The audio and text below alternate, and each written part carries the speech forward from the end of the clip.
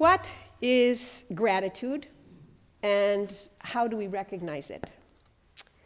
A woman was on board a cruise ship when her young son, who had been using the railing as a jungle gym, fell into the icy waters below. A fellow passenger, at the risk of his own life, jumped in and returned the boy to safety. The man presented the shaking and dripping wet child to the boy's mother, who responded, "Oh dear, you seem to have lost his cap."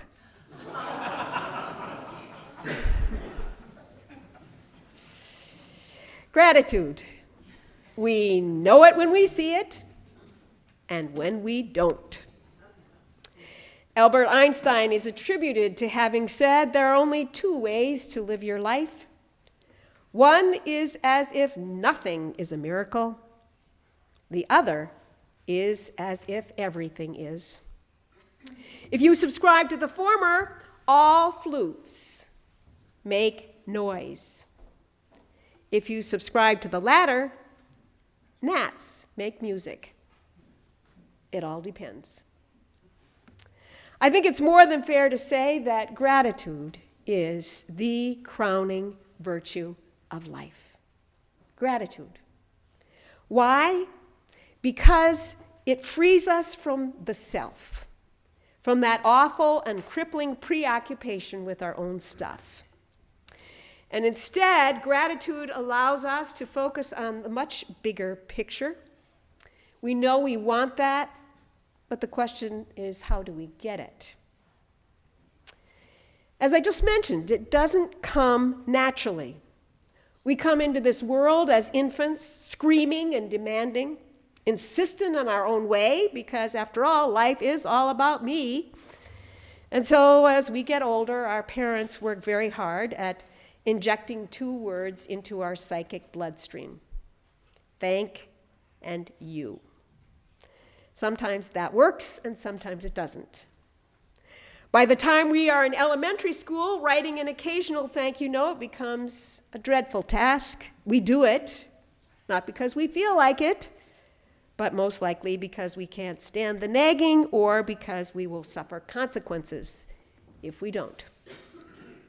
Once we begin high school, we probably aren't privy to too many conversations that sound like this: I really worry about how I'm ever going to repay my parents. You hear that? Gratitude gets cultivated over time if we develop it. Today's text gives a classic illustration of what ingratitude and gratitude look like.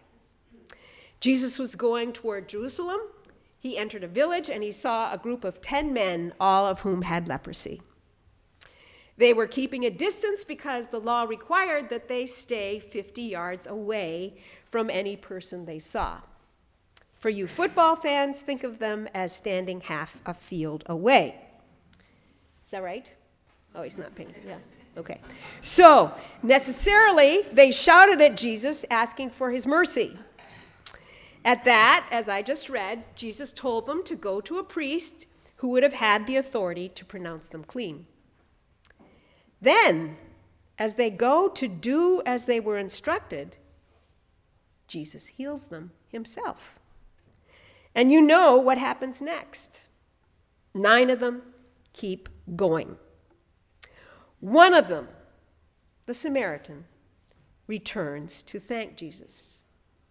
And Jesus then asks that poignant question, were not 10 made clean?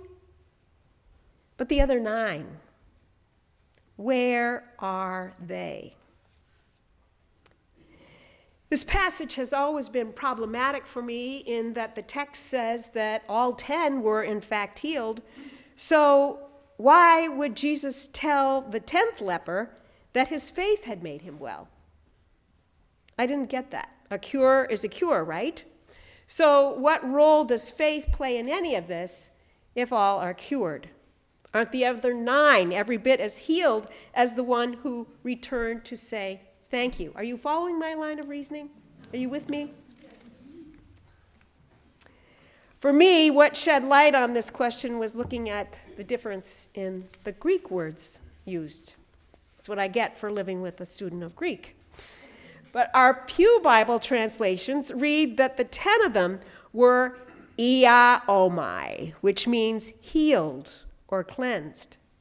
But because of faith, the 10th leper is sozo, S-O-Z-O, which means saved or made whole.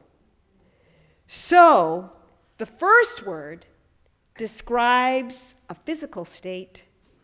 When Jesus says all 10 were healed, the second describes a spiritual condition that was the saving of the 10th leper who returned thanks. Were all of them thankful to be healed?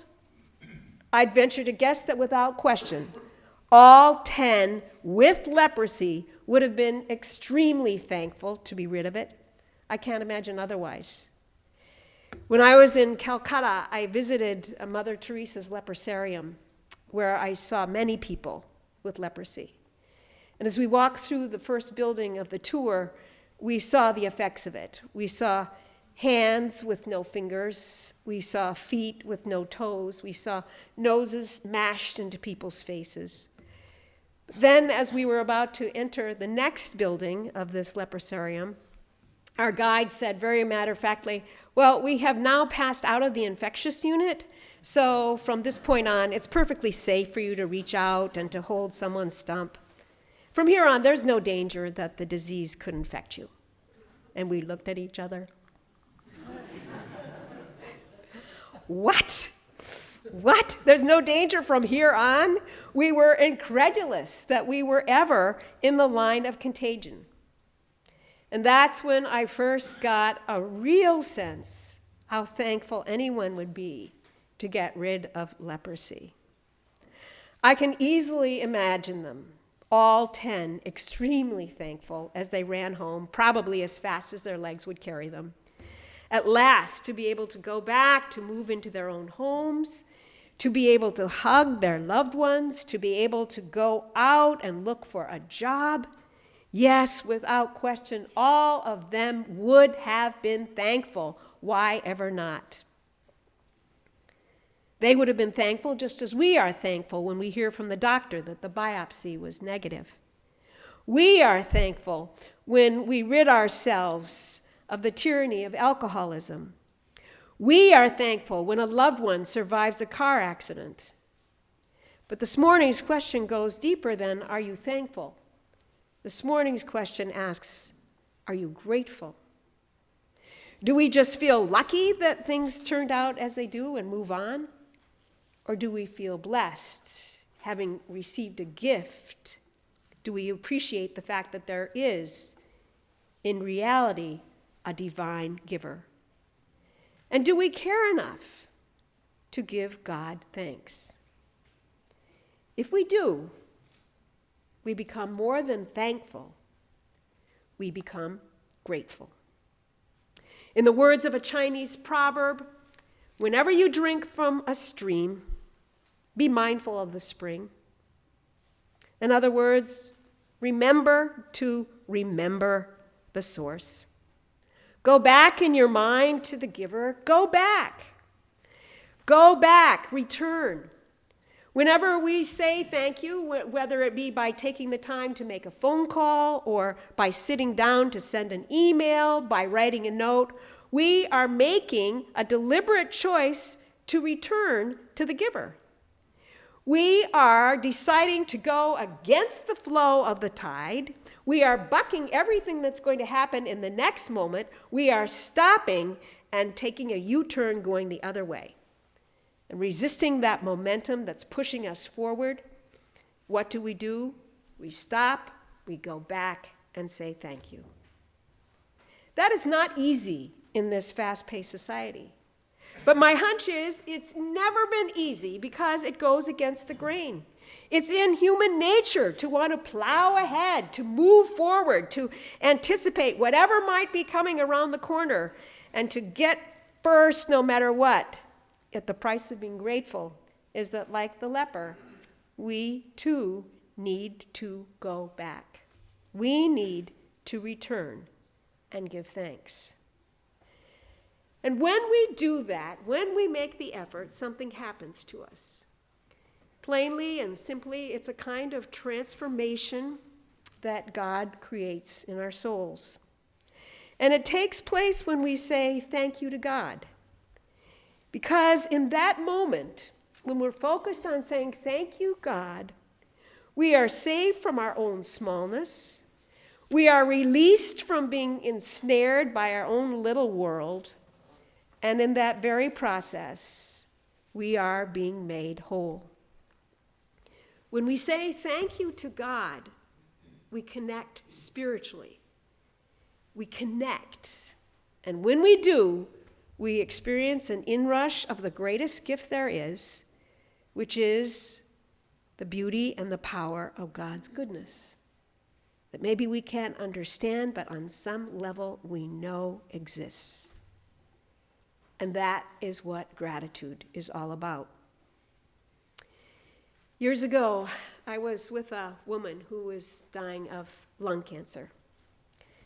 And I was taken by the fact that she faced her final days with such exceptional dignity and courage. And I decided that what was giving her her strength was not her confidence in the future. She didn't talk about the next life. She didn't talk about heaven. But what I was keenly aware of from what she said was gratitude for her past. She was so grateful to God for all that he had given her, for her family, for her friends, for her home, for Church on the Cape, this church. In fact, she had so much gratitude that she didn't have room in her mind for anything else.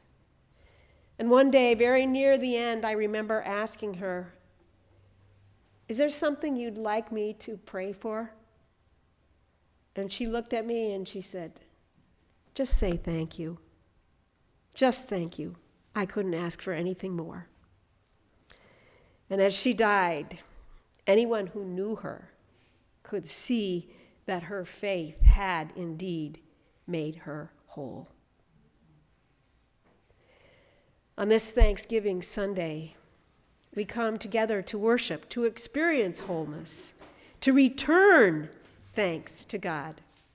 For when Martin Luther was once asked to explain what worship was, he paused, he thought a little while, and then he said this: "Worship is the 10th leper turning back."